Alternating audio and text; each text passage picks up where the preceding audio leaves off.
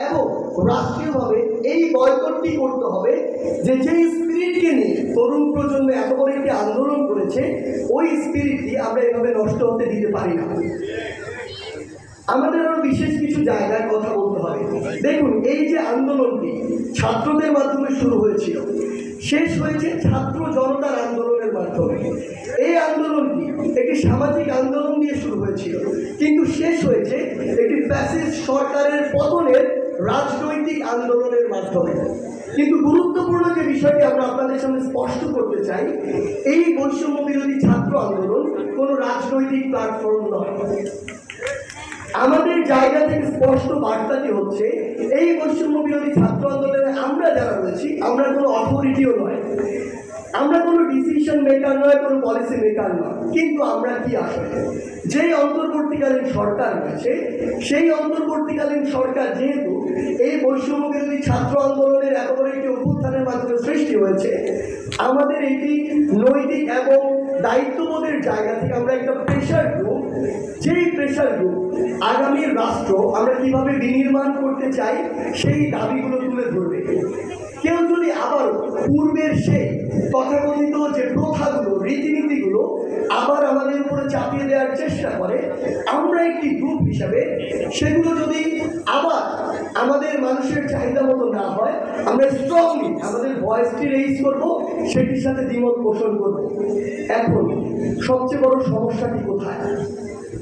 সবচেয়ে বড় সমস্যাটি হচ্ছে, এখনো আমাদের এই ছাত্র জনতার অভ্যুত্থানের 2 মাস হয়নি, কিন্তু আমরা ছাত্র জনতা ফ্যাসিস্ট আওয়ামী লীগ বাদ দিয়ে যখন সকল রাজনৈতিক দল মিলে ঐক্যবদ্ধ হয়ে এই ফ্যাসিস্ট আওয়ামী লীগের পতন ঘটালাম, তখন 2 মাস যেতে না যেতেই আমরা এখন নতুন একটি চিন্তায় নিজেদেরকে আবিষ্কার করছি। সেটি হচ্ছে, আমরা এই স্বাধীনতা রক্ষার চিন্তা বাদ দিয়ে আমরা আমাদের ব্যক্তিগত রাজনৈতিক উদ্দেশ্য এবং আদর্শ নিয়ে এতটাই বিভক্ত হয়ে গিয়েছি যে আমরা এখন নিজেরা নিজেদের মুখোমুখি দাঁড়িয়ে গিয়েছি।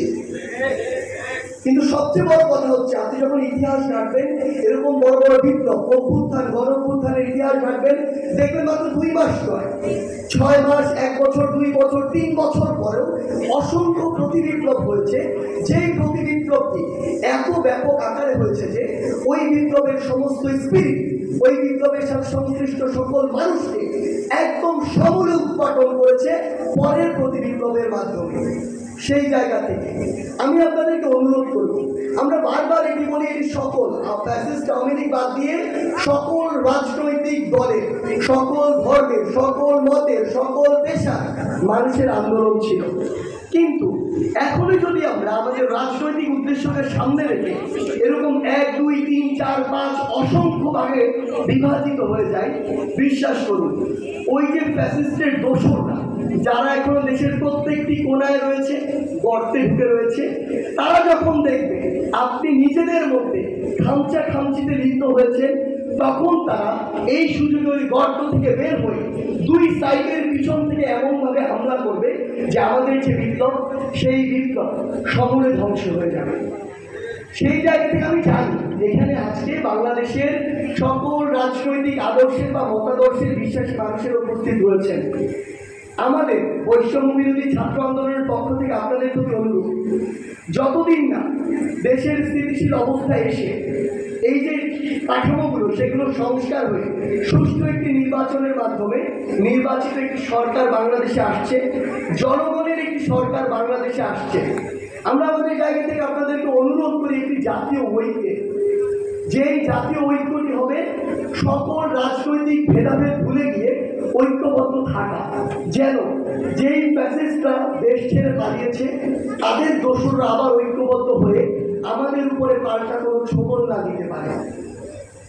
আমাদের জায়গা থেকে এই মানিকগঞ্জ নিয়ে কিছু অবজারভেশন আছে।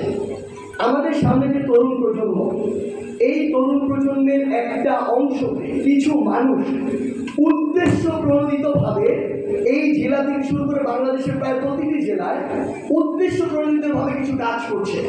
আমরা সেই ডিসকাশনগুলো কেন করছি, এগুলোর বিশেষ প্রয়োজন রয়েছে। আমাদের বুঝতে হবে যে